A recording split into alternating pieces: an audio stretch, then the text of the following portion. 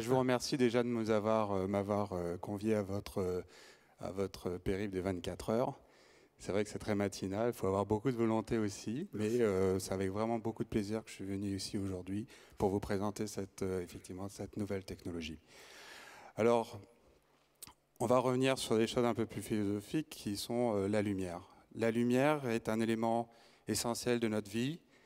La lumière, c'est cet élément qu'on ne peut pas saisir et pourtant qui nous entoure, dont on a besoin et qui finalement régule notre vie, hein, et sur laquelle on a toujours voulu, en tout cas l'humanité a toujours voulu contrôler cet élément qu'est la lumière.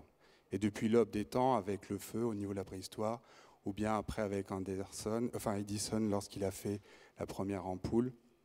Et à présent, aujourd'hui, la lumière connaît un nouveau virage. Pourquoi un nouveau virage? Parce que la lumière, maintenant, va devenir communicante. La lumière, grâce à la lumière, grâce à de l'éclairage, et en l'occurrence de l'éclairage à LED, vous allez pouvoir envoyer des données numériques avec la lumière. Alors qu'est-ce qu'on me dit? Aujourd'hui, on dit que la lumière envoie des données numériques. Ça paraît un peu magique. Je vais venir ici vers ces trois petites LED. Vous savez que le domaine numérique, l'informatique, qu'est-ce que c'est? Ce sont des successions de 0 et de 1. Aujourd'hui, vous prenez cet éclairage, peu importe laquelle, je l'éteins, c'est 0. J'allume, c'est 1. Je fais ça 1 million de fois par seconde, et qu'est-ce que vous faites? Vous envoyez des trames numériques. Alors, si par exemple, je prends mon smartphone, et que, alors je vais poser mon micro.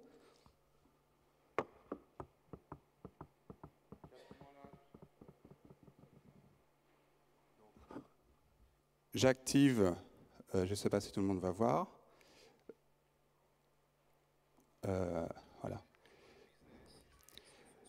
En passant mon smartphone donc près de chaque lumière, vous allez déclencher donc des vidéos différentes.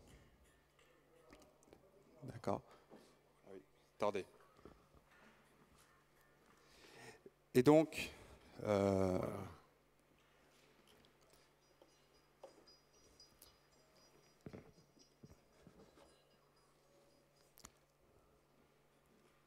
merci. Voilà. Toc.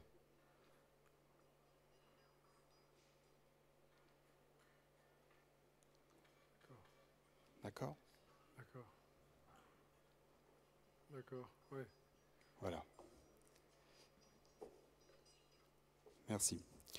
Donc ça veut dire qu'aujourd'hui, grâce à l'éclairage, cet éclairage qui nous entoure, cet éclairage qui est omniprésent dans nos infrastructures, dans les gares, dans les aéroports, dans les centres commerciaux, eh bien vous allez pouvoir par exemple guider les malvoyants.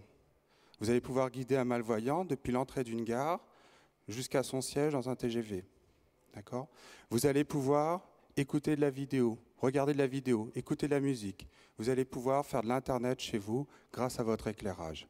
Donc vous voyez, on est à l'aube d'une nouvelle révolution, d'une nouvelle ère du numérique dans lequel jusqu'ici on était habitué aux transmissions de données par radiofréquence. Aujourd'hui, vous avez un nouveau vecteur qui est la lumière. Alors, notre société, effectivement, OLEDcom, qui a été créée, donc on est deux à avoir créé cette société, donc deux professeurs d'université, M. Suat-Topsu et moi-même. Nous sommes les premiers, effectivement, en France, à avoir commercialisé cette solution technologique. Donc maintenant, si je prends un peu de recul et que je regarde un peu notre parcours, à mon associé et moi-même, effectivement, tous les deux, nous étions enseignants-chercheurs. Il y a encore 3 ans, nous étions dans les laboratoires en train d'imaginer de nouvelles solutions technologiques, des nouvelles innovations. Il faut savoir, et pour moi, je considère qu'en France, des innovations comme ça-là, il y en a plein. Des pépites, il y en a énormément dans nos laboratoires académiques.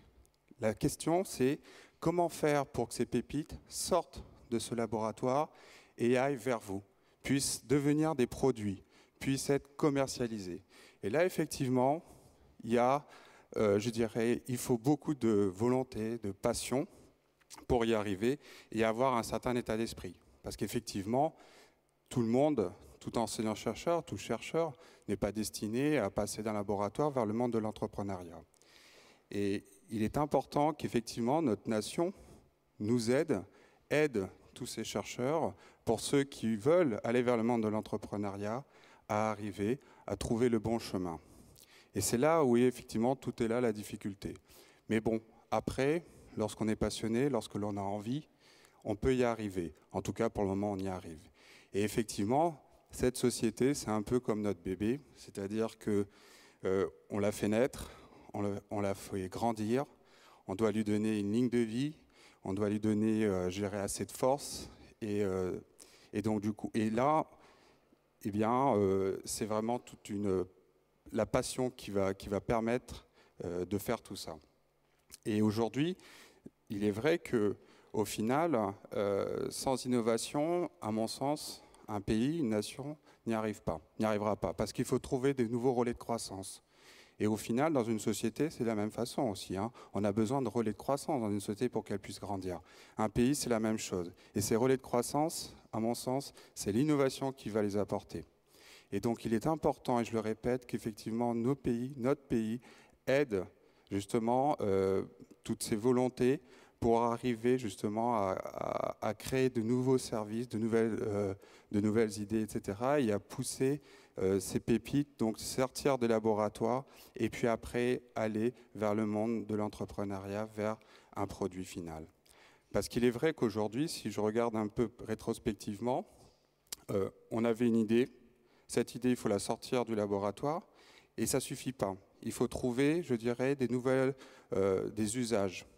Cette technologie, effectivement, quand on la regarde, vous imaginez, vous pouvez faire de la géolocalisation jusqu'à de l'Internet. Comment cibler cette technologie? Comment faire que cette technologie soit devant vous aujourd'hui? Et ça, c'est tout un parcours. Il n'y a pas de leçons, il n'y a pas de cours pour tout ça. En fait, il faut juste de l'imagination et puis être surtout être attentif, être à l'écoute des gens, être à l'écoute de nos clients, de nos futurs clients. Et ce sont nos futurs clients, nos clients actuels, qui nous ont permis justement de sortir nos premiers produits.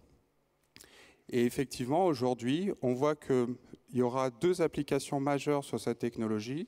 La première concerne tout ce qui concerne donc la géolocalisation au sein des bâtiments. Il faut voir qu'aujourd'hui, on est très bien guidé à l'extérieur, mais lorsque l'on rentre dans une infrastructure, un centre commercial, ou tout à l'heure je le disais, un aéroport, une gare, eh bien, les réseaux classiques ne fonctionnent pas bien. Et lorsqu'on veut aider, puisque je le disais tout à l'heure, un malvoyant, il faut pouvoir le guider à 10 cm près. Eh bien là, cette technologie permet de faire ça. L'autre pan d'action, bien évidemment, c'est l'Internet. Pourquoi? Parce qu'aujourd'hui, évidemment, il y a des craintes. Il y a des craintes sur la radiofréquence.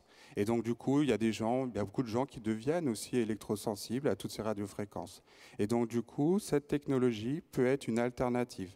Attention, je ne dis pas que cette technologie va remplacer les technologies existantes. Au contraire, je dis simplement qu'elles vont être en parallèle, elles vont soit être complémentaires ou soit être en remplacement. D'accord?